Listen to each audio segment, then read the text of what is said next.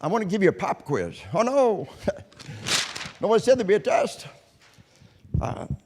How many kids killed by school fire in all of America in the last 60 years? Total kids killed in school fire, America, 60 years. Anybody? 0. It was 61 years ago in Chicago was the last time any American kid was killed by school fire. So how many kids killed by school violence? Well, we got a DOJ report tells us in the 97-98 school year, we had 57 dead by violence and 250,000 serious injuries, violence in the schools. How many killed by fire that year? 0. Well, you see, in the 06-07 school year, we had a new record dead by violence. 63 dead by violence in the school. How many killed by fire that year? 0. And folks, we don't have the official report on last year yet. It takes a while. There were 17 dead in the Parkland School massacre, with 10 dead in the Santa Fe, Texas massacre. With twosies and threesies across America, everybody believes last year was a new record dead by violence in our schools. And what they do as children today predicts what they're going to do as adults in the years to come. In the meanwhile, how many killed by fire? 0. So y'all help me assign a grade. Everybody here, teach your head on. Help me assign a grade. What kind of grade do you give the firefighter for keeping kids safe from fire? Even the cops reluctantly give the firefighter an A. Oh. The cops always mumble, yeah? Dang firefighters, they sleep till they're hungry and eat till they're tired. Yeah. Repeat as necessary. You know we're teasing. And they walk in the door and they get an A. So what kind of grade do we get for violence? What's our violence grade? Nobody gets an F anymore. How about needs improvement? We say, Johnny, why can't you be like little Jimmy firefighter? He's our A student. Denial, denial, denial. I just need you to understand, folks. You look at the ceiling up there, you see the fire sprinklers up there and the smoke alarms. The insulation material is code selected, fireproof material. Drop you on down to the old fire exit sign. That ain't any fire exit sign. That's a battery backup when the world ends. It'll still be lit, fire exit sign. On the wall boards are code selected material that's fireproof, fire retardant material. There's some exposed wood up here. You can bet your bottom dollar it's been treated with some kind of fire retardant material. The concrete slab foundation and feet, the carpet you're sitting on, are code selected because they're fireproof, fire retardant material. There is not one blessed thing in this room that we're in. You see, we have fire sprinklers, fire exits, fire alarms, fire trucks, fire drills, fire hydrants, smoke alarms. This fire guy's crazy. Half the cost of a modern building goes into fire code. Fireproof material for the structure of the building versus cheapest alternative. Fireproof material for interior furnishings versus cheapest alternative. Fire sprinkler system under pressure for the lifetime of the building. Electrical system brought up to fire code.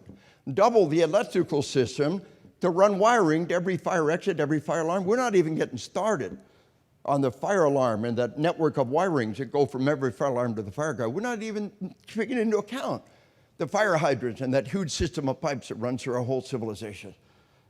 And meanwhile, what have we done to prepare for violence?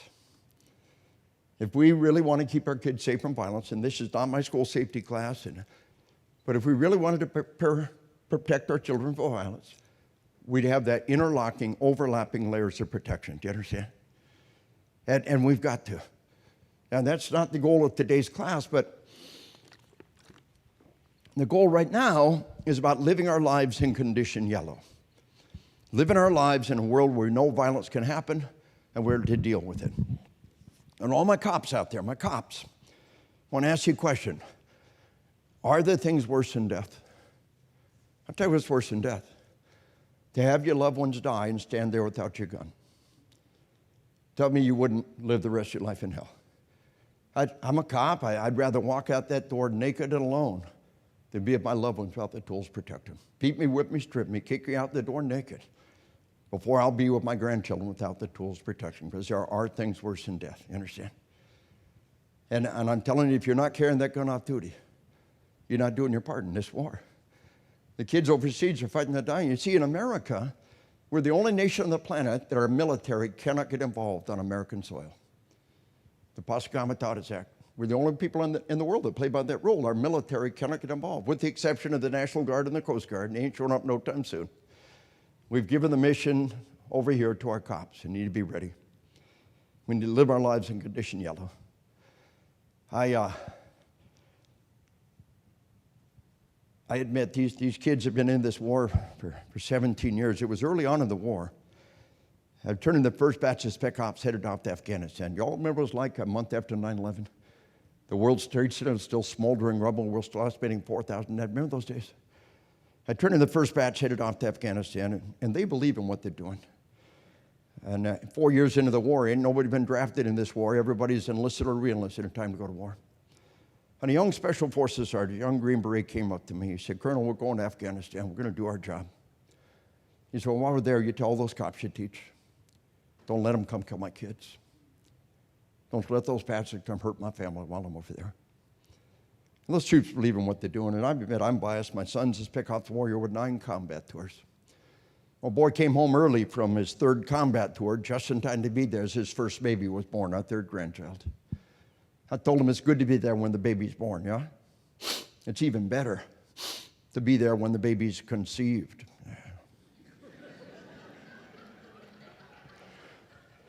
Little piece of hard-earned Arkansas wisdom for you there, eh? You know what's best of all? For that baby to have a safe and free nursery and grow up in. That's what her daddy's fighting for. All I'm telling you is, folks, we got to be on our end over here, and we got to live our lives what I call condition yellow. Something bad happens, you're not stunned, you're not surprised, you're ready.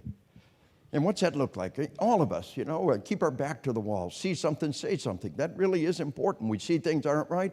We're all on the same team out there, and get the word out there, and keep your, and you cops, you carry the life-saving tools of your profession, but live intensely in the moment. Hold your loved one's hand, but keep your gun hand free. Yeah. In the academies today, nationwide, they're putting a ban on the non-firing hand. And throughout the academy, they pick a thing up with a gun hand, they just start doing push-ups, yeah. My dad was a cop. He got a gun in a badge for a lifetime. Always had his back to the wall. And Mom and Dad, they had that kind of romance they make movies about. They just hung together across all those years and all those crazy times. And Mom died about 20 years ago in her sleep. Never woke up. I know she'd want to go that way. Dad died about a year after that, sitting in his chair, holding his beer. Never spilled his beer. I think he wouldn't want to go that way. I miss them both awful bad. I'd give just about anything for another 20 minutes with them. Well, Dad bought 20 extra years one day in a supermarket. It was 40-odd years ago. They're holding hands. They come around the corner. There's an unhappy customer. Most cops got an unhappy customer out there somewhere. The guy draws a gun and declares his intention to harm 2 most precious people on the planet. They're holding hands, but his gun hand was free. Always had a lightning draw. Mom locks down, but his gun hand's free. Sides up in front of Mom, draws a weapon, and the situation was satisfactorily resolved. Nobody died that day. They thought he'd caught a sheep, and he found a sheepdog, and he wasn't prepared for it. He talked him down, and he was arrested. I almost lost them both that day. Their grandchildren will never know their grandma and grandpa, except their grandpa prepared for a lifetime for that one day. But when we live our lives in condition yellow to prepare for a lifetime, we see a fire exit, we see a fire extinguisher. In the same way, to whatever way it's legal and lawful and appropriate, we prepare for violence. And the photograph, the cover of National Geographic magazine a while back was a photograph of a baby. It said, "This baby will live to be 120 years old." No baloney. They believe a baby born today will have an average life expectancy of 120 years. If somebody murders one of my grandchildren, they have stolen 100 years from that child. Can we walk the walk for a lifetime for that one day? And I'm not saying we're all carrying guns, but we keep our back to the wall. We know where that exit is. We have a plan. And we prepare for violence like the firefighter prepares for fire. And how much more so in our schools and our daycares, which is a whole other topic that we're not touching on today. All right, so we live our lives in condition yellow. But let's study what happens in this, the toxic realm of panic and condition black. And first and foremost, and this is the most important part, cognitive processing deteriorates. That's a fancy way of saying you stop thinking. I'm going to put a model up here. We're going to come back to this model for the rest of the day.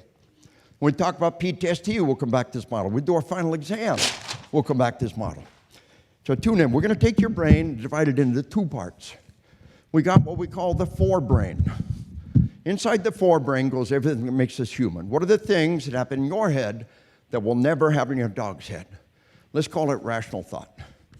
Rational thought. Lying underneath the forebrain, part of me going to call the midbrain or the mammalian brain. Just get you oriented. Here's our little beady bloodshot eye looking out this way. Inside the midbrain goes everything every living creature has in common. What do you, your dog, the bacteria in your body have in common? Forgive me, there's a joke. A classical joke in this 1950 psychophysiology textbook, a recent sort of modern textbook. The function of the midbrain can be thought of as the 4 F's. The 4 F's are fight, flee, food, and reproduction.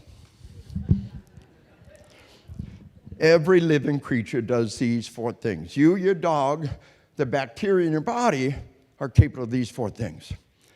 Now, the interaction between the 4 is fascinating. And we've hit the point in the day where the goal is to forewarn you and forearm you about things that happen in these life and death events and help you know that they're normal. You know, there's things that people won't talk about, but they know me, they trust me, I ask questions to get a depth of information. My fire guys tell me, FDNY brings me out a couple times a year for a big conference they do year after year, and other fire, and they tell me it's a brutal, desperate 4-alarm fire. Finally got the fire out, finally get home at the end of the shift, and EMS tell me, I trained 300 EMS in Maine a while back, and said we got a 3-car pileup, we're scrambling and saving lives and doing our job, and finally get home at the end of the shift, and cops say knock down, drag out fight, cuffed them and stuffed them. Finally get home at the end of the shift, and cops say gunfight, bad guys down, I'm alive. Finally get home and it's all over, and they all say some of the best sex I've had in months. Both partners, there's a powerful drive to reproduction in the face of death. And both partners are invested in some very intense sex. Nothing wrong if it doesn't happen. People expect that. Well, you may not get it up for a while. Nothing wrong if it does happen. Is it the affirmation of life in the face of death? Is it a hormonal surge? I don't know. I just know it's very common and it scares people. Now, not a whole lot of perks that come with this job. You find one, relax, and enjoy it. Off duty, wait. It'll still be there, I promise, yeah? So it's all about being forewarned and forearmed. And the reason why this model is so important, the heart of the matter is this.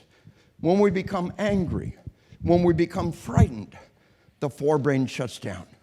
And the midbrain, the part of the brain, same as your dog, reaches up and hijacks the forebrain, and there's no rational thought of that person's head.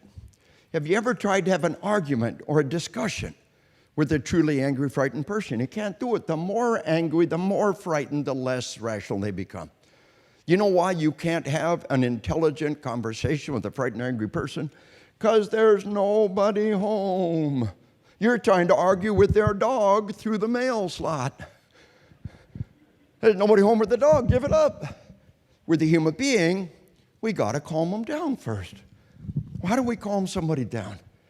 Well, you know, folks, I was a West Point psych professor, and the top psych minds and the top military minds put their heads together and said, what do we want every West Point officer to know about this psychology stuff? And this is kind of the top of the list. We're going to take your body, divide your body into 2 parts. We got the sympathetic nervous system and the parasympathetic nervous system. Now, this is sometimes known as fight or flight. And this is sometimes known as rest and digest. And we told our West Point cadets, think of your body like a military unit. These are all the cooks and clerks and bakers and mechanics doing maintenance. And these are the guys in the front lines with a rifle. Now, when you're asleep at night, your unit's on stand down, right? You don't have a guard at the front gate. You're in maintenance mode. We're doing barracks maintenance, motor pool. You wake up in the morning, you hit what we call homeostasis. Got some guys in the front lines with the rifle. The maintenance guys are doing their job. You go to bed at night, you're back on stand down, you wake up, you rock along, and somebody tries to kill you. Boom, total sympathetic nervous system arousal. Digestion, we don't need no stinking digestion, blow the ballast. And the further you go up here, the further you come down there. Napoleon said the moment of greatest vulnerability is immediately after victory. The moment of greatest vulnerability is immediately after victory. Why? You let your guard down. But it's more than just letting your guard down, it's a hormonal crash. All right, so folks, In a nutshell, PTSD, post-traumatic stress disorder, every time you remember it, you relive it. You talk about it, and all of a sudden you're going on this roller coaster ride again. And the path to healing is to remember it without reliving it. So how do we stop somebody going on that roller coaster ride? There's a couple of different things we can do.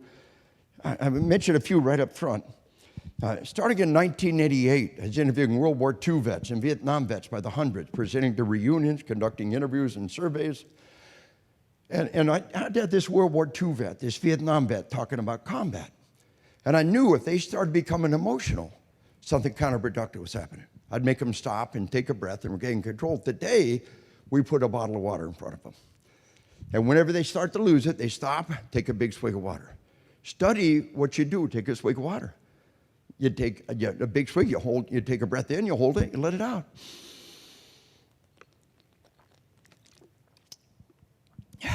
You cannot take a big swig of water without taking a breath. And it sends a powerful message to the body. It sends a rest and digest message. A deer's being chased by a wolf. Does he stop and get a drink? He's really thirsty. I can't get a drink. I'm being chased by a wolf. But the fact that you take a drink sends a message to that puppy inside. We're safe. We got time for a drink. A cop, we're using this a lot. A cop sent me an email and said, Dave, he says, I'm in a high-speed pursuit. He said, I key the mic, and I hear Mickey Mouse come over the radio. He said, I knew I had a problem. Had a bottle of water right there. Big swig of water, key the mic, fighter pilot comes over the radio from that point on. I was at International Critical Incident Stress Management Conference in Baltimore just a little while back. And one of the key things is our debriefings, these critical incident debriefings. But we're adding a new nugget to it. We put a bottle of water in front of everybody. And as they talk about what happened, anytime they become emotional, they stop, take a big swig of water, and separate the memory from the emotions at the very beginning. A friend of mine, I just had the honor to work with some of her people. She works at the national level with some of our feds. And she was talking to me about that bottle of water. She said, now, does the doc who treats you gunshot wound after been shot, what do you think? You've been shot? You can't treat my gunshot wound. Can we all agree that's crazy? Well, the shrink who helped you if whatever happened does not have to have been where you are to help. Huh? You'd have been, I am, you can't help me. That's a cop-out. That's a pity party. This lady is truly one of the greats in the field, and she told me, 14 years of practice, 6 years of college, and that stupid bottle of water is doing more good than anything I've ever done. We talk about what happened, you're going to lose it, big swig of water. So say you're getting a witness statement from a victim of a crime. If that individual starts to become emotional, what they talk about what happened, A, you don't need all that drama, but B, they're moving down the path of mental illness. They're beginning to associate that memory with emotions. But put a bottle of water in front of them. Just the power of a gift. Put a bottle of water in front of them. And every time they start to become emotional, make them stop, take a big swig of water. A, you're getting that calm, rational state they need. B, you send them down the path of mental wellness. From the very beginning, you're teaching them to separate the memory from the emotions. All right? So just understand that. We're taking it a step further now. They brought me out to Alaska to train the Air Force Pararescue Squadron up there. And the pararescue, PJ Master Sergeant, my host up there, he told me his wife was an emergency room psychiatrist. And she told him about something just sweeping through the medical community. If you got a meth head or a crackhead turn up the emergency room, you know what they do? They grab a bag of M&Ms, they rip it open, shove his face. Would you like some M&Ms? And completely defuse the situation. He said, I'm just your typical cynical guy. I said, sure. He said, I didn't buy it. This kind of guy carries a gun off duty, kind of guy you want to. High-level spec ops, lots of training. He said, 2 different times I thought I was going to have to draw my gun and fight for our lives. Both times my wife reaches in her purse, grabs a bag of M&Ms, rips it open, shoves his face. Would you like some M&Ms? And completely defuse the situation. He said, now it's one thing when a pretty girl does it. I'm still not so sure it worked for me. It's good to have plan B back here. But the power of food to calm people down, to kick that rest and digest into gear. So one more case, you're just kind of pushing the envelope with all this. Just a couple of months ago, a cop came up and gave me an example of a case study. And he brought his partner with him to vouch for this story. He said the story is so wild, he brought his partner with him to vouch for the story. Naked guy in the front yard screaming and throwing things. Now, naked guys, there's probably something wrong here. Yeah?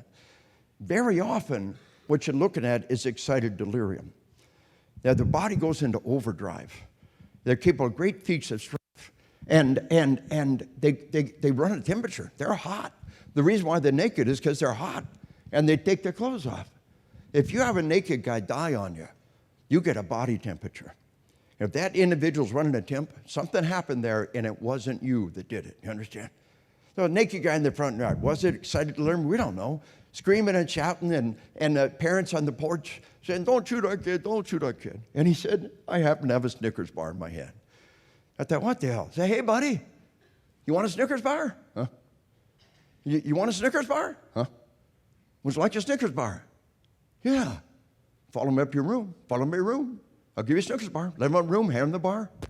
Was that excited to learn? Would it work again? We don't know. It's one of those kind of what do you got to lose kind of things.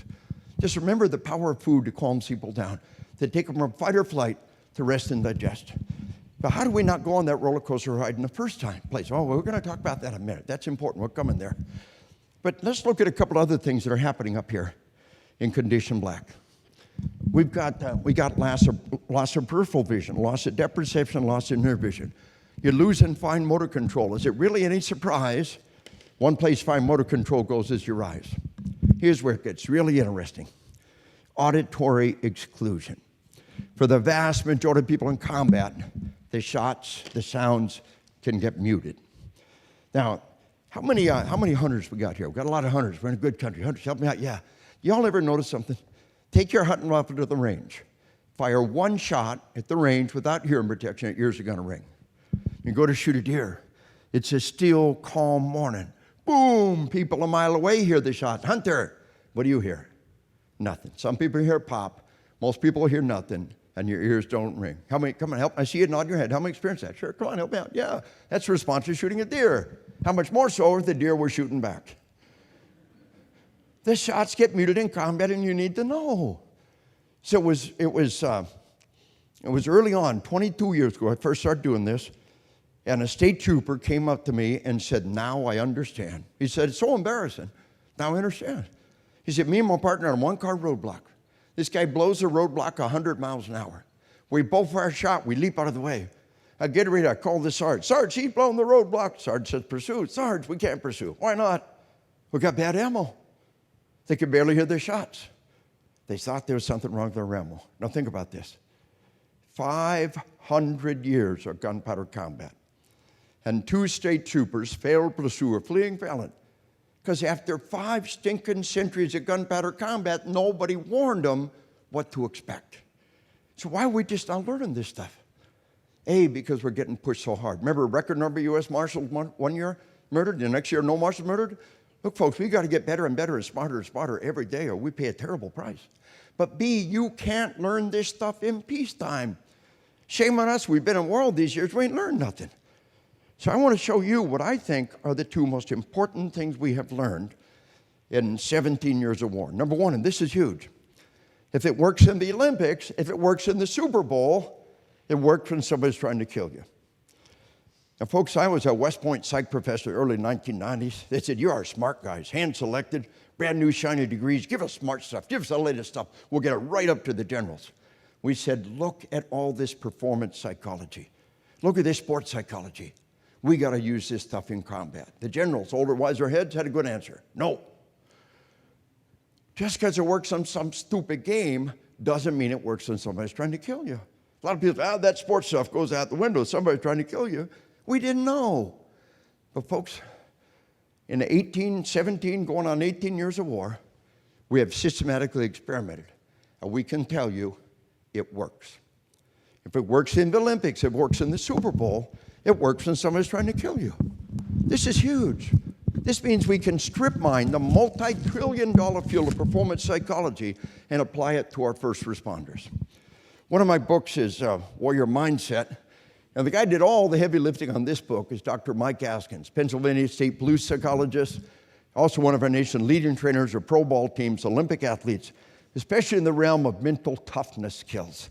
How does that football team in the 4th quarter, 2 touchdowns behind, how do they suck it up and drive on? Mental toughness skills. But folks, I've got another book here I want to share with you. And it's an amazing book. It is really pretty much The best book I read in 30 years. Oh, says right there. Best book I read in 30 years. Yeah. Now, folks, this is a pretty amazing book. A husband and wife team, Secrets of Mental Marksmanship. They're both world championship shooters. He's a combat vet. They're law enforcement trainers. They're hunters and hunting guides. You could use this for your kid's soccer team. You could use this for any area of human endeavor. But for every aspect of performance psychology, they give a police example, a military example, a competition example, and a hunting example. Just makes it come alive. All right, so we got this dynamic of performance psychology, but the other thing we've learned in all these years is the incredible value of stress inoculation. Inoculate. If I want to inoculate you against a disease, what I got to do? Expose you to that disease in a controlled manner, the real thing comes back, will not kill you. If I want to inoculate you against a stressor, what do I have to do? Expose you to that stress. Now, folks, if you're a firefighter, you got to face will burning alley fire at some point in your training, right? Can we all agree you cannot train a firefighter for a lifetime with flickering red lights, a fan, and some red tissue paper, yeah? So what do cops have to face? Real burning alley bullets. Now, Simunition is a brand name. There's other brands doing just as good a job. One of the inventors of Simunition, a guy named Ken Murray. Ken wrote a book called Training at the Speed of Life. Training at the Speed of Life. It is the definitive textbook. I wrote the foreword to it on this force-on-force training. And what they do is this. The cop's holding a gun, and the bad guy's got a gun. And you pull the trigger, there's a flash and a bang. What leaves the barrel is not a chunk of lead, but a plastic marking capsule. It leaves the barrel at 350, 400 feet per second. If it hits you in the hand, does it hurt? That's good. Pain's good. Firefighter has to face real burning alley fire. The cop's got to race for real burning alley bullets. NYPD's 35,000 gun toters. NYPD put this force-on-force engagements, these scenario-based training.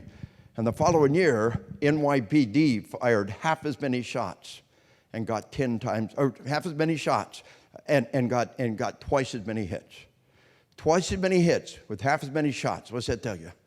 The quantum leap forward in performance. Today, the state of New York says you are negligent to give anybody a firearm and not give them these force-on-force engagements. But I just want to give you a case study to make this all come alive. Orlando, Florida. A mom parks her minivan in the garage, leaves two little kids in the van, and goes in the house for a minute. Armed home invaders take mom hostage. One of the kids in the van takes mom's cell phone out of her purse, dials 911, said, "Bad guys got my mommy." Cops are responding. One of the responders is Jennifer Fulford. Deputy Jennifer Fulford told me. She said, if RoboCop shoves his head in the van, says, "Come with me, kids," you peel him off the ceiling. See, one of our female warriors says, "Come with me, kids." Good chance they will, except we bring to the table, the guys can't. So Jennifer said, "I'll go in the garage and get the kids." As Deputy Jennifer Fulford came in the garage from one direction, 3 armed home invaders came in the garage from the other direction. And the gunfight that follows, Jennifer will be shot 10 times. 3 bullets are stopped by body armor equipment. 7 bullets punched through her body. Early in the gunfight, Jennifer's right arm was disabled by a bullet. She drops gun with her right hand, picks her left hand, and kills the individual that shot her. It's only fair. Non-dominant hand, one-handed, precise accurate fire, game over. While the other one's sinking slugs in her, Jennifer does a left-handed, one-handed reload under fire and kills the other one. Third one, wisely, runs like all later surrenders. Jennifer shot to bits. 7 bullets punched through her body. 2 legs pretty much disabled, 1 arm disabled, got 1 functioning limb. Screaming kids, bleeding out and dying bad guys, gun smoke, shell cage, and the whole thing took seconds. Another cop, just second pattern, come rushing and gun in hand, said, "Jennifer, are you okay?" She said, I'm like, "No. Get me out of here." Steely calm, precise, accurate fire, left-handed, one-handed reload, Jennifer. How do you do that? Well, Jennifer was in my class a year later. She was fully recovered and back on the job a year later. She got married 6 months after the incident. She says she's a glutton for punishment. Now, folks, what's the most famous gunfight of the Old West? Wyatt Earp, OK Corral? Wyatt Earp needed Doc Holliday and 2 brothers to take out 3 bad guys at the OK Corral. Deputy Jennifer Pulford did it all by herself. Like most heroes, she's very humble. She's got a very important point. She says, I am a product of my training. We did our paintball at Force on Force training. I was hit and hit and hit. It hurt. My trainer said, don't you stop. We don't train you to fail. We don't give you permission to die. Keep going. They drilled me, and taking bullets and driving on. It hurt.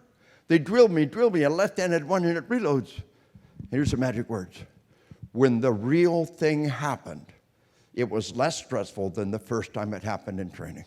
That's the definition of stress inoculation. When the real thing happened, it was less stressful than the first time I faced it in training.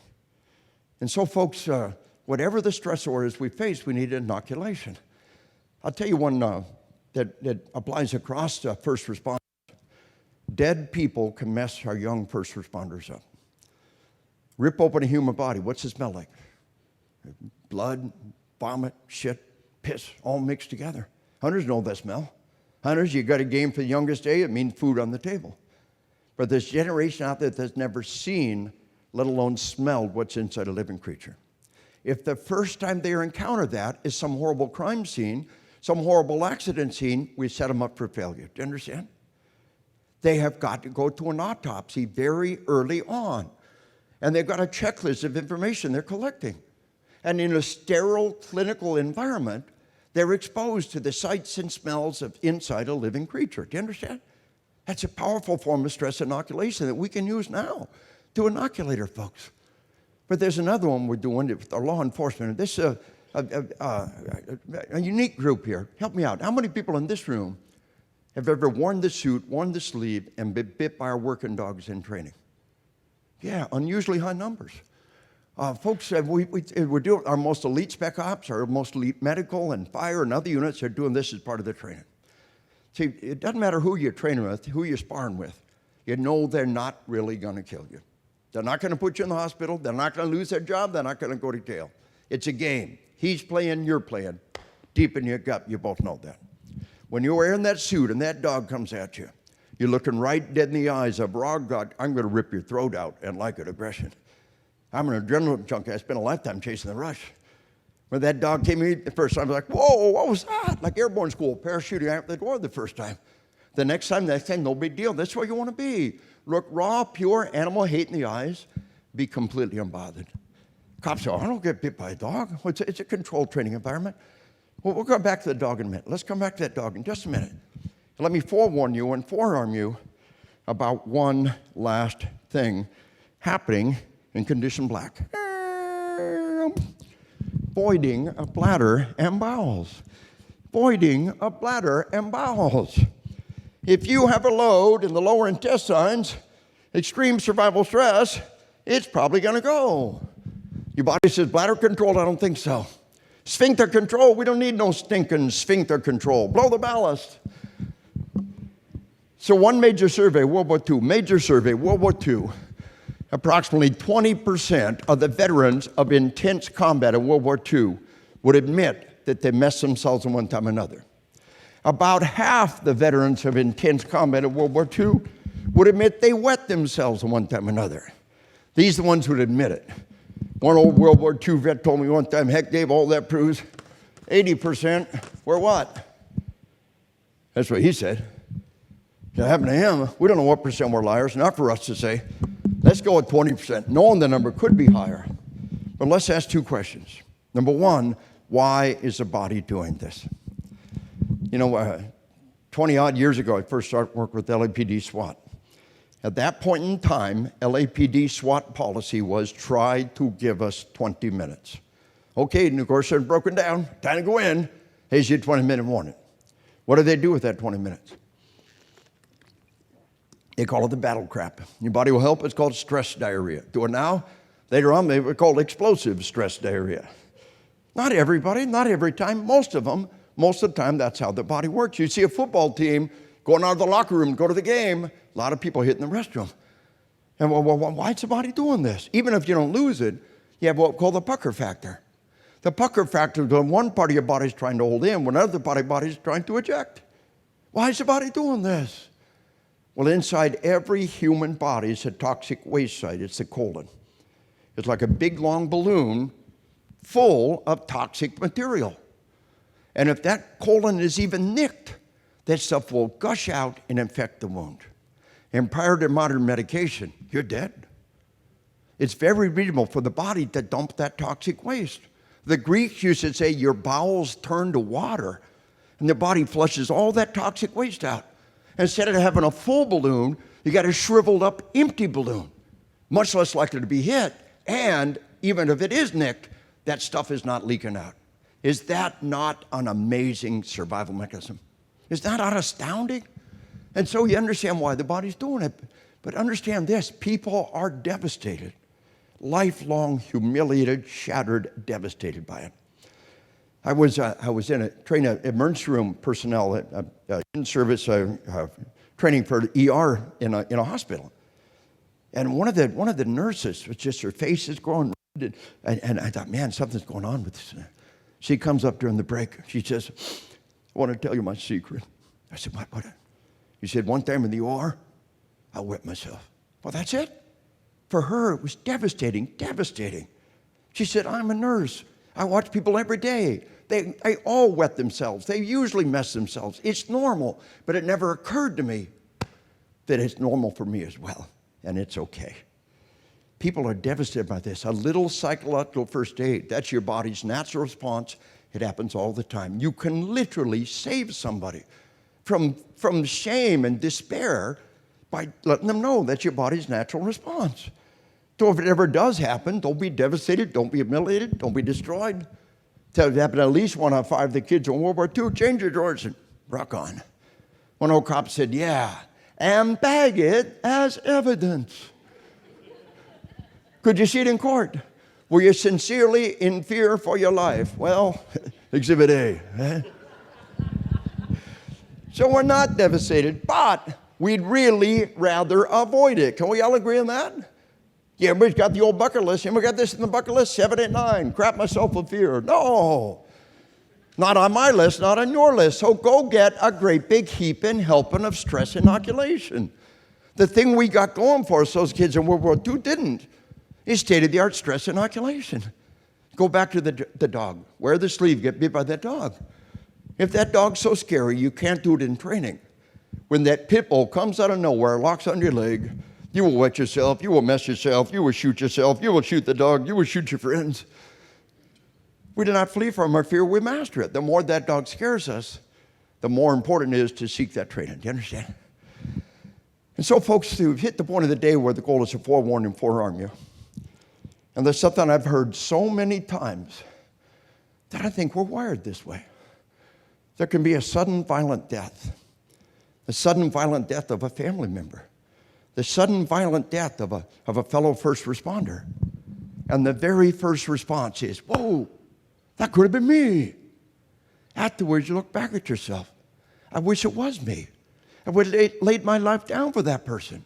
And my very first thought was a selfish one about myself.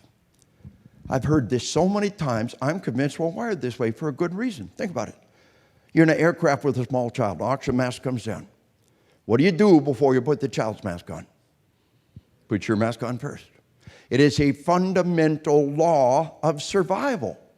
Before you can help anybody else survive, what do you have to do first? Survive yourself, yes? And the human brain, the most amazing survival machine the world has ever seen. We're wired for survival. Our fangs and our claws didn't win the fight to the top of the food chain. It was the human brain that took us to the top of the food chain. And when there's a sudden violent death, the puppy says, whoa, that could have been us. Pay attention. If that ever happens to you, I don't want you to be troubled by it. I want you to understand it is normal.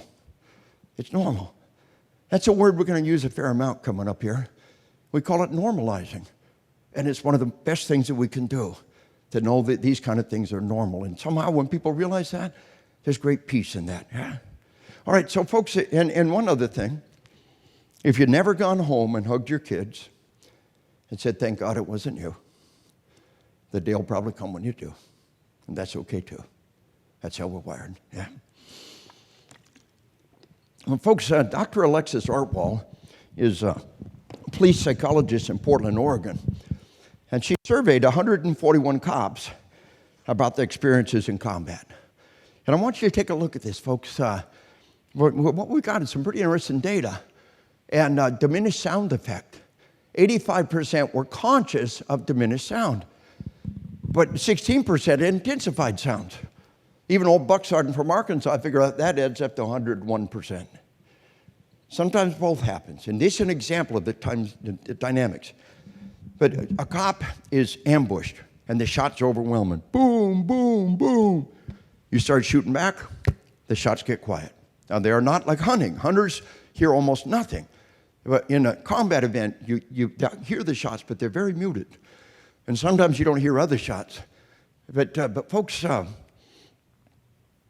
you're caught by surprise, the shots are overwhelming, you start shooting back, the shots get muted. The body will focus intensely on the sense it needs most for survival.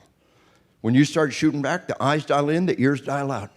Hunters, by the way, you are still getting hearing loss. The shutout's in the nerve, the ear is still being hammered. Wear hearing protection when you hunt. You be a deaf old geezer like me, it's a pain in the rear, yeah? All right, so folks, look what else is happening up here. Now, these are the numbers that were conscious of it. The numbers could be higher, they just weren't aware of it. 80% were conscious of tunnel vision. People talk about looking through a toilet paper tube.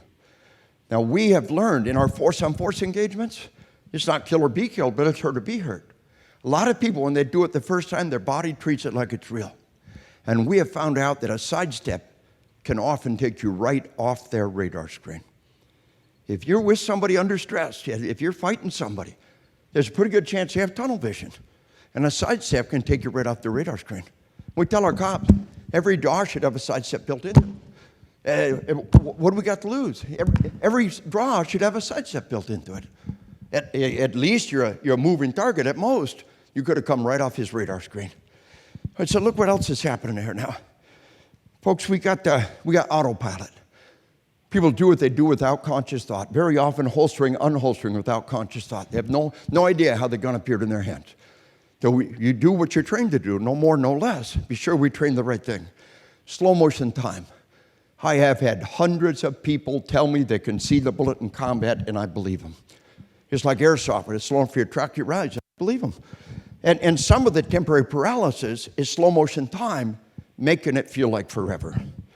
Here's where it gets really interesting. Half of all trained seasoned cops had memory gaps, blackouts.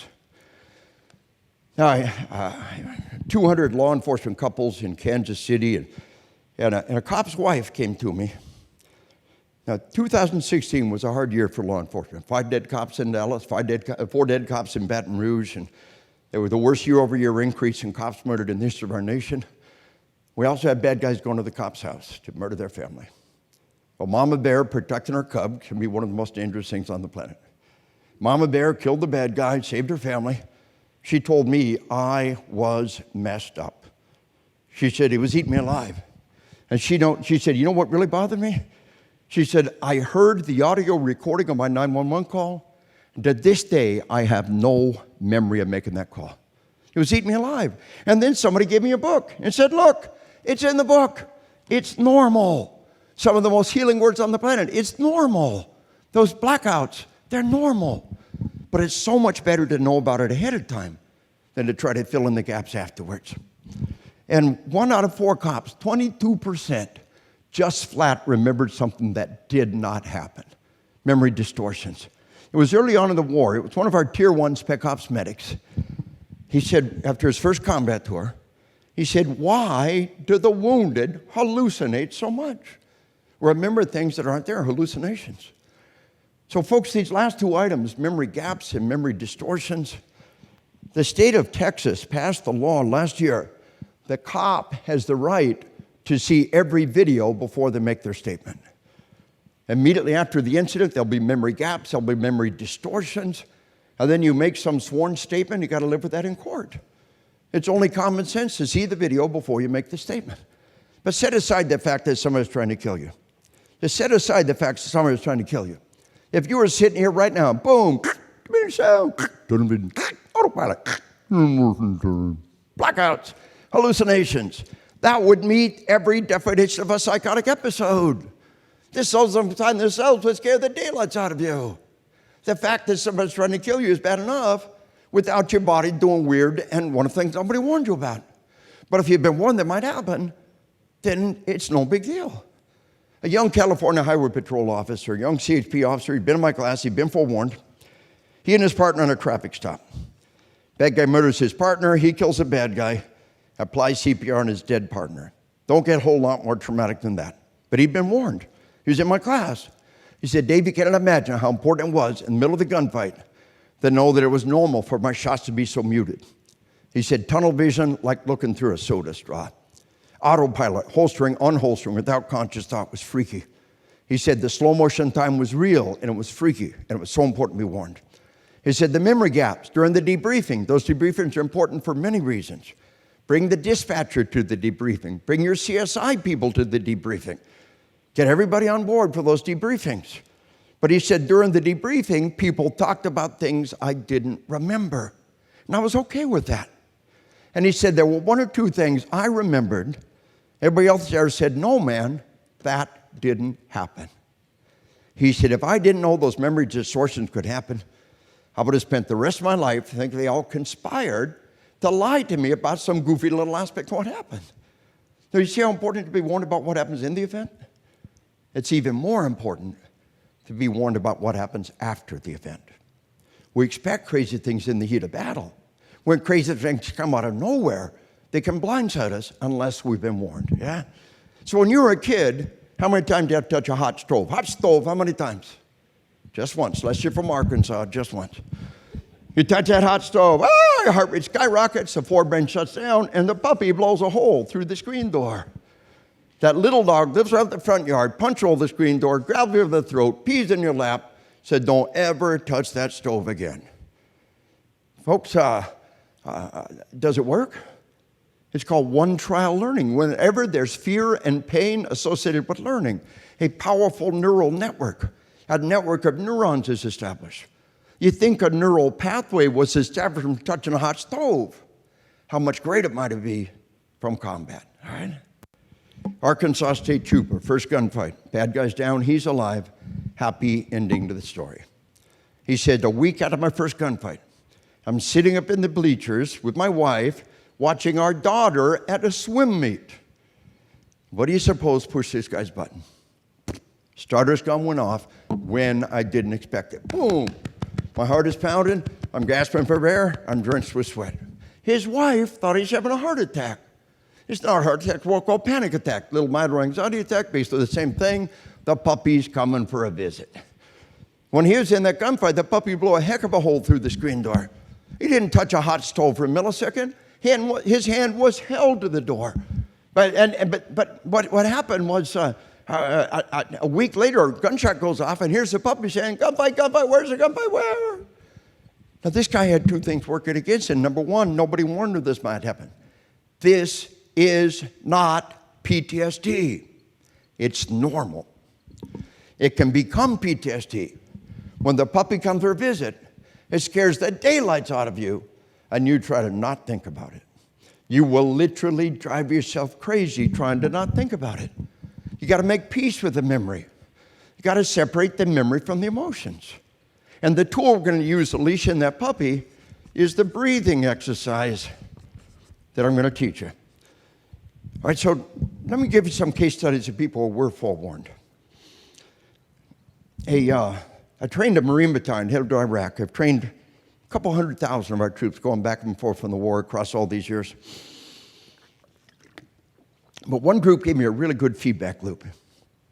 A young Marine said, you know, we went to Iraq, you trained us, we saw a lot of combat, we came home, and was sitting and talking over beer with our buddies. Talking over beer can be pretty healthy. Whiskey's made for sipping, wine's made for sipping, beer is made for gulping. Yeah.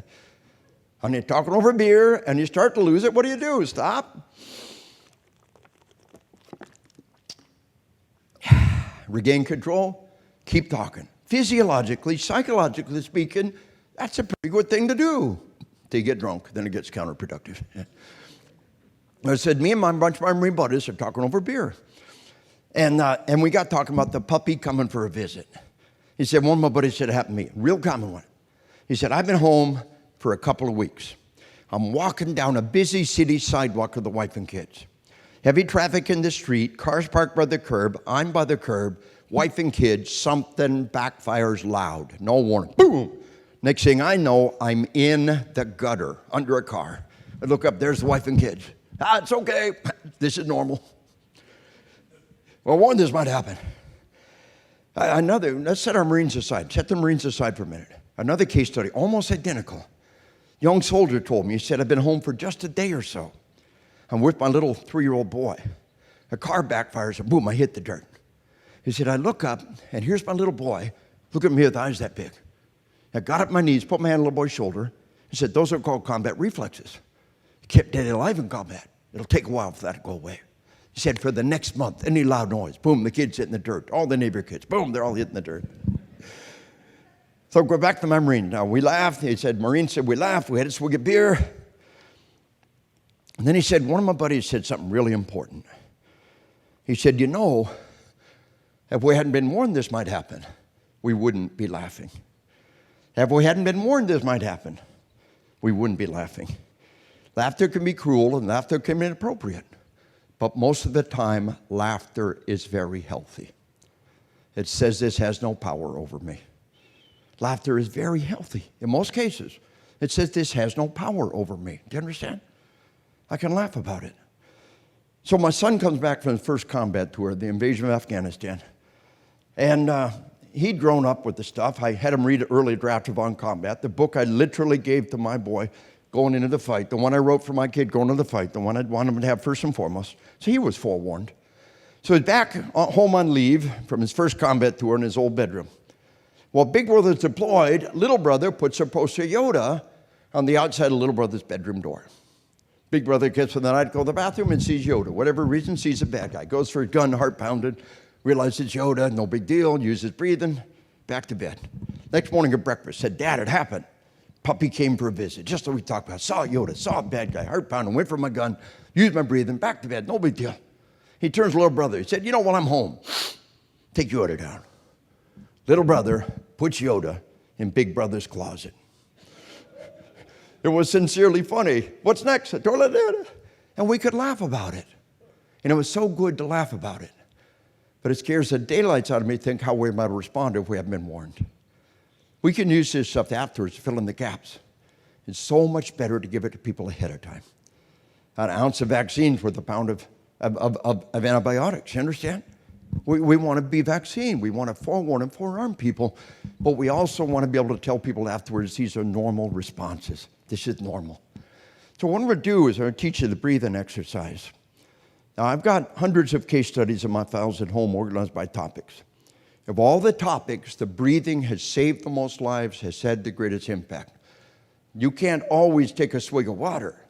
You can always stop and breathe. So folks, it's not enough to teach you how to breathe. I've got to explain to you how and why the breathing works.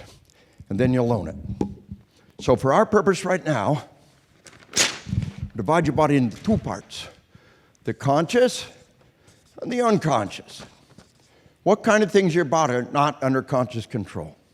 Heart rate, blood pressure, digestion. What do you think? You control those things? Never know if you never try. Right now, everybody give your best shot. Raise your heart rate to 180 beats per minute. Raise your blood pressure. Everybody, give us some good stress diarrhea. Ready? You wouldn't do that if you could. But those are fight or flight responses. Those are things the puppy does. Your body divides into things you control, the conscious. The thing the puppy controls, the unconscious. But what is one mechanism that could go either way? What's one that could go either way? You're breathing, sure. Your breathing right now is not under conscious control. If you had a conscious control of your breathing, when you sleep, you die. But take a deep breath in through the nose. Breathe in, breathe in, breathe in, breathe in. Hold it, hold it, hold it, hold it. Let it out, let it out, let it out, let it out. Hold it, hold it, hold it. What'd you just do? You pulled your breathing from unconscious to conscious control. Folks, you can control your heart rate. You can control your blood pressure if you control your breathing. For $20 on Amazon.com, a little finger clip, just my heart rate. Sit there watching TV and hyperventilate, just fast, shallow breaths. See how high I can get it. The long, slow breaths, bring it down.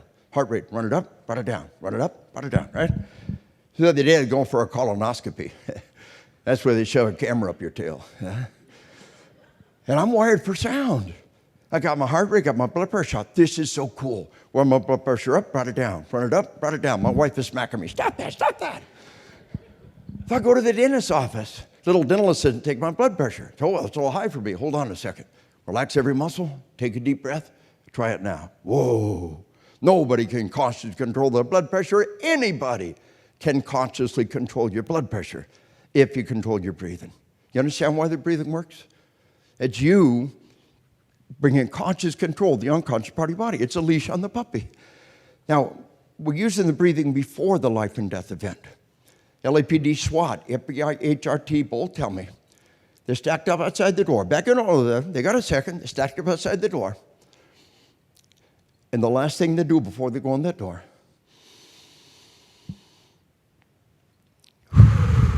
they take that breath.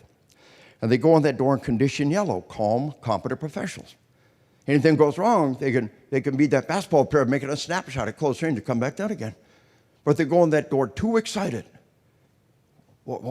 Something goes wrong, then they're over-roused, up in condition black, right? So we use the breathing before the event, during the event. A West Virginia state trooper told me, he said, of all the hundreds of thousands of people who walk past you in a lifetime, one of them draws a gun and tries to kill you. He said, I admit, this guy caught me completely flat-footed. He just drew a gun and started shooting at me. I yanked my gun out. I'm spraying and praying. He said, the only good news is the bad guy was an even worse shot than I was. He said, I dumped a magazine, my weapon's empty, my slide lock's back, I'm completely out of control. I did exactly what I was trained to do. Went to cover, did a magazine change. You got cover, go to cover. You don't have cover, sides have to do a magazine change. He said, went to cover, I reloaded. I go to pop out. I thought, wait a minute, he ain't going nowhere. I got time for a free throw. I got time for a free throw. He said, all it took was one breath. Front sight, game over. He said, I accomplished more with one breath and one careful shot than spraying and praying a magazine. So we're using the breathing before the event, during the event, and when? After the event. For the rest of your life. If the puppy's coming for a visit, the anger is welling up, the fear is welling up, you now have a leash on the puppy. You must make a conscious decision to use the leash. Here's the key now. Here's the heart of it all. Controlling fear in combat, controlling fear after combat is the same skill. Just so what he warned you might have to do it. What's courage on the battlefield? Is courage the absence of fear? Oh, no. Almost everybody in combat is very afraid. Anybody remember General Patton? Patton said, any man doesn't ever afraid in combat, a damn liar. Patton also said, if courage is the absence of fear, then I have never met a courageous man. Courage is controlling your fear. It breaks my heart to see brave men and women, strong men and women, who will be brave in the incident. They're blindsided later because nobody warned them they might have to be brave later. Yeah? Their breathing works in the event, their breathing works after the event. So we're going to do the breathing here, but let me make one critical point before we do. The doc's got a whole bag full of tricks. You've got one trick, separate the member of the emotions with breathing. But if that don't work, there's other ways. And don't hesitate to get help if you need it. One of the things that they use is EMDR, eye movement desensitization reprogramming. Sounds crazy. What happens is you follow a visual stimulus while you talk about it. And the puppy is out in the front yard chasing a ball. Puppy can just do one thing at a time. While the puppy's following that visual stimulus, you're able to talk about it without having the puppy come crawl through that hole in the screen door and pee in your lap. And just a couple of times of talking it without the puppy will sever the link between the memory of the emotions. So remember, the doc's got a bag full of tricks, but one we can give you right now that you can apply is the breathing. And remember, a big swig of water is just as good, if not better. Mom ever tell you, coach ever tell you, calm down, take a deep breath? Mom knows what she was talking about. For our purpose right now, we're going to take 3 breaths. In through the nose for 4 count, hold for 4 count, out through the lips for 4 count, hold for 4 count, again and again. Now, a couple of key points here, folks, a couple of critical points. Number one, keep your eyes open. This is combat breathing. A lot of you have been taught breathing before, taught close your eyes. Don't close your eyes. Bad guy's still there even if we have our eyes closed, yeah? Unscrew the natural stress response. A newborn baby has got that natural stress response. The shoulders come up, the hands come up, the head goes down, pull the head back, pull the shoulders back. And when you breathe, try to fill the lungs absolutely full. For the lungs to feel absolutely full, you have to relax the stomach and let the diaphragm push it out of the way. Let that old Twinkie tumor just hang out there. Let it just hang out there, right? All right, 3 breaths. Everybody ready? Head back, shoulders back, eyes open. Here we go. In through the nose. 2, 3, 4. Hold. 2, 3, 4. Out through the lips. 2, 3, 4. Hold. 2, 3, 4. In through the nose. Deep, deep, deep. Hold. 2, 3, 4. Out through the lips. Deep, deep, deep. Hold. 2, 3, 4. In through the nose. 2, 3, 4. Hold. 2, 3, 4. Out through the lips. 2, 3, 4. Hold. 2, 3, 4. Simple exercises are a true revolution. And folks, attitude is contagious. Can panic be contagious? Can calm be contagious? And your job is to be the rock of calm when all about you losing theirs and blaming it on you. Yeah. Folks, they're teaching the breathing to little kids now. I'm talking 3 years old. And I was telling people about how we're doing this, and I told a class in Florida about it, and a cop came up and said, it happened to my little 4-year-old girl. He said, our little 4-year-old daughter was just getting all worked up, holding her breath, scaring us. Took her to the doc. Doc said, she'll outgrow it. She can't do any harm. I'll show you something. What the doc did was he took a scented plastic flower. When I did with my grandkids, I just went out and plucked a flower. And I mean, we're doing this starting with kids at 3 years old. And folks, remember I told you the Dutch studied their troops in Afghanistan, 5% contracted PTSD. They studied that 5% very intensely. And they don't think it's combat doing it. They think it's a predisposing factor. And their working theory is there's people know how to ramp it up. Nobody ever taught them how to ramp it back down again. That drink of water for a kid to regain control, the breathing for kids could be very valuable.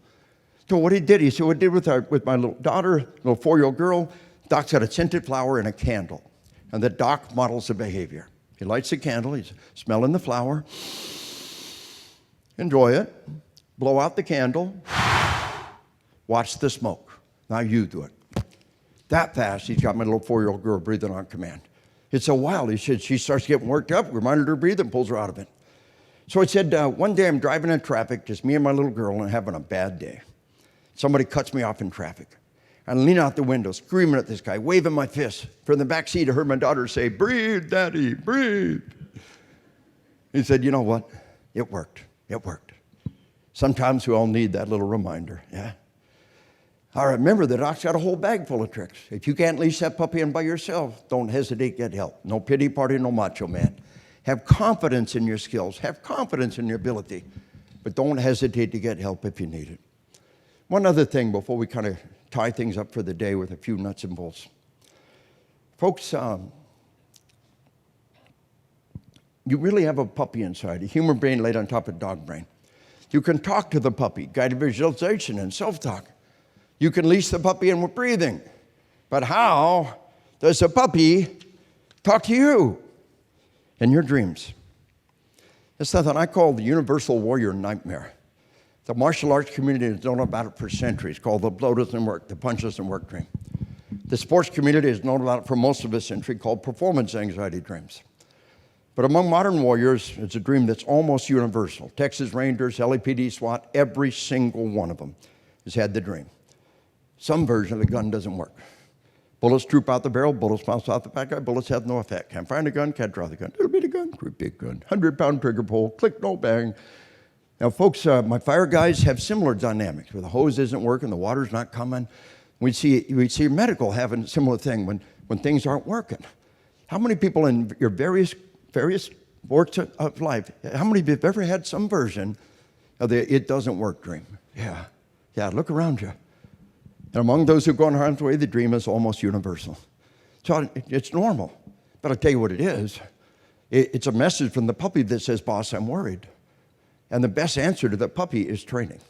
Whatever it is the body's concerned about, then you need to do some intense training.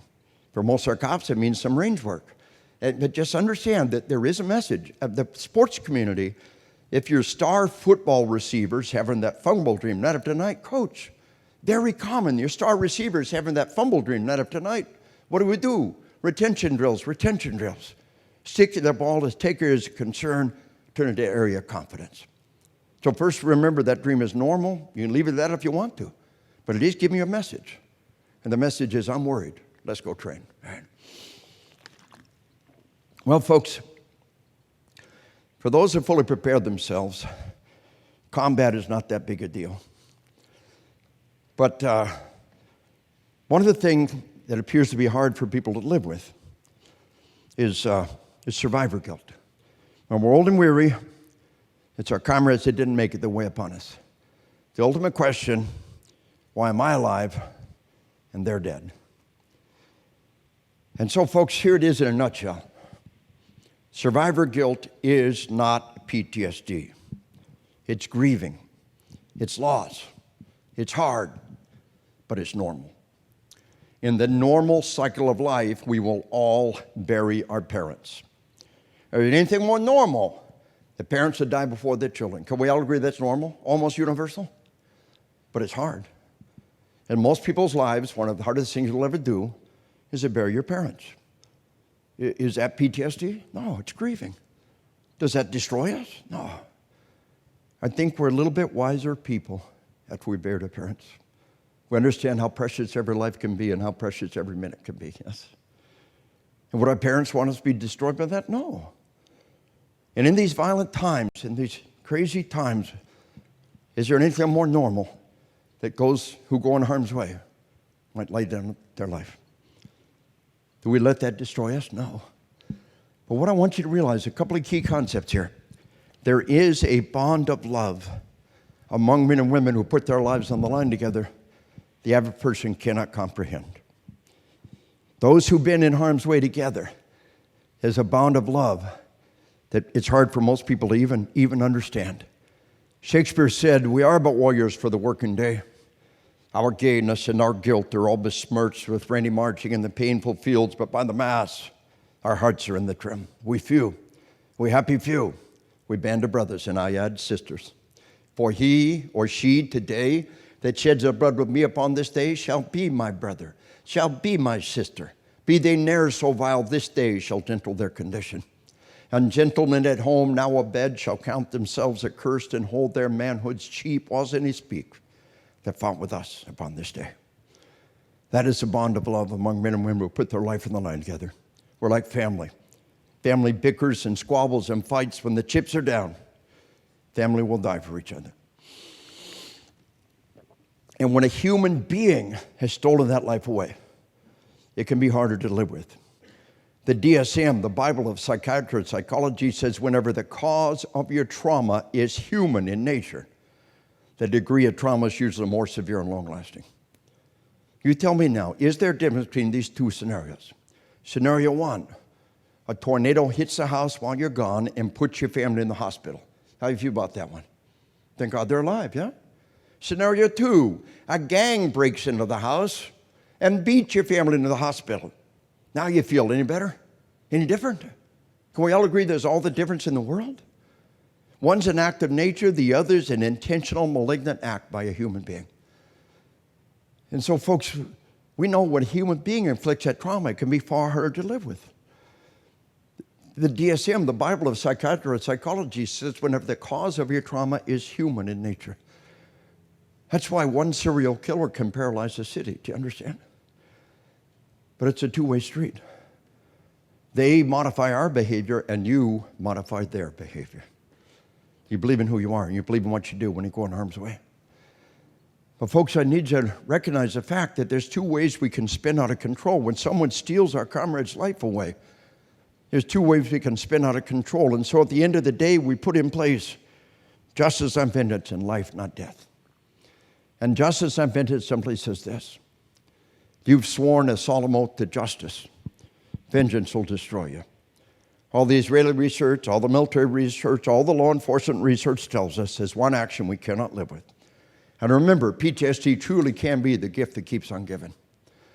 The one act most will destroy us and our loved ones is to commit a violent criminal act. Wherever we think we're avenging, whatever we think we're doing, it's not worth the price of ourselves, our spouse, and our children. Yeah. And you know, there was a time early on in this war, training our troops going back and forth, there was a time when they talked a lot about Abu Ghraib. Remember that prison in Iraq? Remember those photographs? That was over a decade and a half ago. A generation don't remember that one. Good, let's forget that one and move on. Early in the war, some American troops abused some Iraqi prisoners and took photographs. And those photographs appeared on the cover of newspapers and magazines around the planet. Back in those days, I heard a young soldier call them the 7 idiots who lost the war for us. Well, they're still hanging there, Iraq. They lost that war. But the 7 fools did us more harm than every terrorist on the planet. Well, the photographs appeared on the cover of every newspaper or magazine in the world. So y'all listen. In a lifetime of virtual, honorable service, you'll touch thousands of lives. Positive echoes will ripple down across the generations from your lifetime of service. But in one moment of stupidity, any one of us can do more harm than every criminal put together on this day. So let it be known throughout the land. Let it be known. You don't want to play this game by the rules? Then get to hell out of our game. There's too much at stake to lose it all because one day, oh, by the way, it's now a nationally televised game. You don't have to like it, but every single thing that any one of you does will be on CNN and YouTube forever and ever. Amen. Do you understand? You don't have to like it. You got to accept it. There's cameras and umpires everywhere. Got to win this game by the rules. And remember I told you you swore a solemn oath to justice? A lot of you used to know, Dave, we're not cops. We didn't swear an oath to justice. Yes, you did. There's another oath, an older oath, an oath we swore from our youngest days. An oath that says everything it means being American. Let me remind you of that oath. You stay seated, help me out at the key point. Y'all win. Stay seated, help me out at the key point. It went like this. I pledge allegiance to the flag of the United States of America and to the republic for which it stands, one nation, under God, indivisible, with liberty and for justice for all. We do not violate an oath we took from our youngest days without paying a terrible price. Tell yourself right now, whoever think I'm avenging, whatever think I'm accomplishing, it's not worth the price. Myself, my spouse, my children, everything Americans have fought and died for, that can be harmed in one moment of stupidity. You know, a little while back, they brought me out to LA for a big boxing arena, huge auditorium, a couple thousand people on the mental side of the game, and then a meet and greet afterwards. They introduced me a young boxer, future world champion, 20 fights, undefeated. And this guy's here, he's got family there, he's got mom there. And out of nowhere, he looks at me, he said, what do you think about vengeance versus justice? I never mentioned that topic. He must have read my book. I just automatically said, well, vengeance will destroy you. He said, what if justice is not doing the job? And look at this guy, and I look at mom, and mom's on the edge of tears. This kid is talking crazy talk. This kid is going to do something to destroy everything he's worked for. I looked back at him and said, yeah, but you swore an oath to justice from your youngest age. He said, what? Yeah, you swore an oath. I pledge allegiance to the flag of the United States of America and to the republic for which it stands, one nation under God, indivisible, with liberty and, he said, justice for, he said, all. I said, you do not violate that oath you took without paying a terrible price. He said that back, word for word. Here's mom heaving a sigh of relief over here. Finally, somebody can talk sense to this kid. I think there's great value in reminding people that oath. And life, not death, simply says this. If I give my life to save your life, don't you dare waste it. Think now while you're calm and rational. Think it through. If you were the one to die and your loved ones and comrades are getting on with life, you're dead, Everybody you care about is getting on with their lives. What do you want for them after you're gone? Happiness and joy. The fullest, richest, best life they can have. That's what you lived and fought and died to give them, yes? Now they're the one that died, and you're driving on. They're dead. You're getting on with life. What do they want for you after they're gone? The same thing. Can we all agree on that? The fullest, richest, best life you can have. That's what they lived and fought and died to give us. And that means right now you dedicate yourself to that full, rich life that was bought at such a price.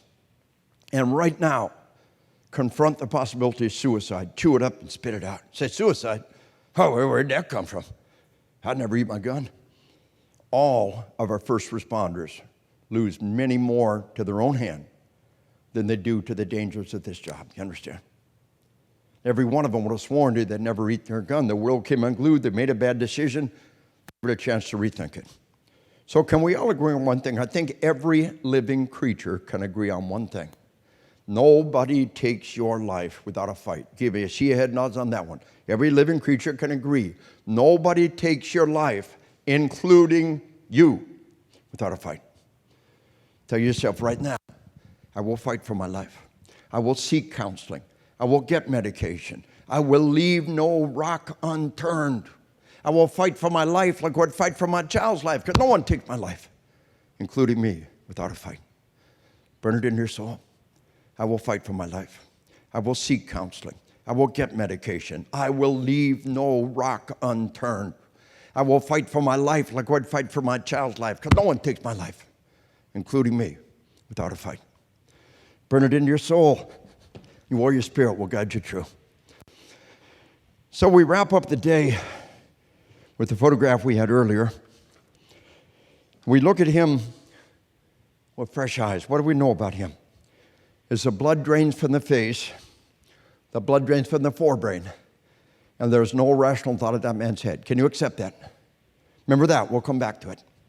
His name is Christopher Amoroso. Amoroso. Remember that. We'll come back to it.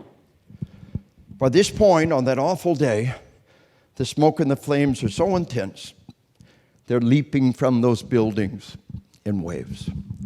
The people there tell me the media never properly captured it. They were coming down from both towers. They were coming down from all four sides. Strangers are holding hands on the way down, comforting one another in their awful final seconds. It takes a long time to die from 90 floors up. Every second is filled with despair. The sky behind him is filled with fallen bodies. The air above him is filled with smoke and flames, and the awful sound, those bodies hitting the sidewalk, smack, smack, smack, like somebody clapping their hands, is echoing in his ears. Now do you understand why it looks like that? What makes him different from her? What's he going to do that she's not? He's going back. 3,000 people were murdered that day. But 400 of them were going toward the danger. 300 firefighters and another 100 cops. While everybody else was running away, they were running up the steps. Oh, do you understand there's no rational thought in that man's head? Do you understand nobody told him to go? People tried to stop him from going. He's been cut. He's been burned. He's exhausted. His eyes are rolled up in his head. Everybody tried to stop him. But like a mother who rushes in a burning building to save a beloved child, Christopher Amoroso will go up that building one more time and just the remote possibility of saving one more life. The building will fall, and Christopher Amoroso will not come home to his wife and baby tonight. They will never come home again. So why does one person go up the steps again and again and again while thousands are coming down? Because he's a sheepdog. Because that's what he's trained to do. The forebrain shuts down, the midbrain takes over, a product of our instincts, our training. All this true. But I want to give you the scientific solution to the question, why will men and women die? Think about it. How do you get someone to die? You can't order people to die. What do? Kill me if I don't do it? When no one is watching, when no one will ever know. In the heart of darkness, in the midnight of our souls, when everyone's telling you not to go? Why? Well, some people go toward their death, while thousands are running away. Because he's a sheepdog. Because that's what he's trained to do. The forebrain shuts down, the midbrain takes over. You're a product of your instincts, your training, all that's true. But I want to give you the scientific solution to the question, why will men and women die? How do you get someone to die? In nature, and folks, I'm going to tie this all up in the next couple of minutes. I'll hang around afterwards. You need a book, anything else, I'll be glad to take care of you. A big hats off and hand to our hosts that made all this possible, all the hard work that's gone into it. But let's talk about why people will die. In nature, the one place where the powerful natural instinct to self-preservation is canceled out across many different species can be seen in a mama critter. Across many different species, a mama critter will die for one thing. What is it? Her babies, her young. In combat, we know if we throw a bunch of strangers front lines together, men and women don't know each other, don't care about each other. As soon as it's dark, as soon as people are dying, they're out of there. You put together a band of brothers and sisters, men and women who know and trust one another. They'll fight long and hard. Why? For each other. Audie Murphy is the most decorated American soldier of World War II. Audie Murphy was asked one time why he did it. His answer was very simple. They were killing my friends. They were killing my friends. All this research revolves around one word. Now, at the end of the day, I want us to pull that word out and embrace it. There's a book called The Gates of Fire about the Spartans at Thermopylae. Marine Corps commandants required reading The Gates of Fire. And it poses a question at the beginning of the book. What is the opposite of fear? What quenches fear as water quenches fire? And the answer?